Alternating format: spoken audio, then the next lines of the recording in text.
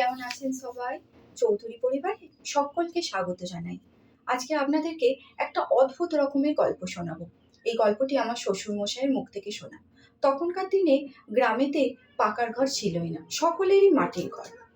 ঘরামি এসেছে মাটির ঘর তৈরি করার জন্য। এসে বলছে, বাবু একটা কিছু দেখেন, পুকুর থেকে জল আনিতে যাইতে হইব তো, মাটিগুলাতে জল ধরাইতে হইবা। তখন বাবু কইছে, ওইখানে ওই ঝোড়াখান পড়ে আছে, ওইটা নিয়ে যা। আমাদের গ্রামে ঘরে ঝোড়া বলতে আমরা এইটাকে বুঝি। এতে করে কি জল আনা সম্ভব? হ্যাঁ, সত্যি সত্যিই সম্ভব। আপনারা এখানটায় শুনে বলবেন, এই এত ফুটো ফুটো জায়গা, এতে করে জল আনা কি সম্ভব? হ্যাঁ, তিনি এত বড় তন্ত্র সাধক ছিলেন।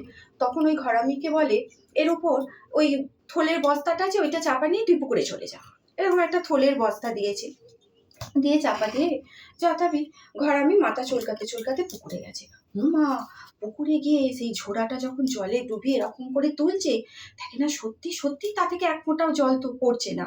ঘরামি মাথায় করে সেই ঝোড়াটা মাথায় করে নিয়ে নিয়ে আসছে। গোটা গ্রামের লোক দাঁড়িয়ে দাঁড়িয়ে দেখছে, এটাও কি সম্ভব?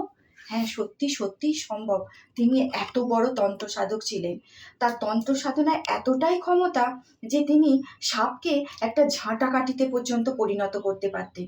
এর পরের দিনে সেই ঘটনাটাই শোনাবো। যথারীতি ঘরামি ওরকম করে জল নিয়ে চলে এলো। তার তন্ত্র সাধনায় এতটাই বল। আমার গল্পটা যদি সত্যি আপনাদের ভালো লাগে, তাহলে অবশ্যই একটা সাবস্ক্রাইব করে দেবেন আর কমেন্ট করবেন। তাহলে আজ এই পর্যন্তই।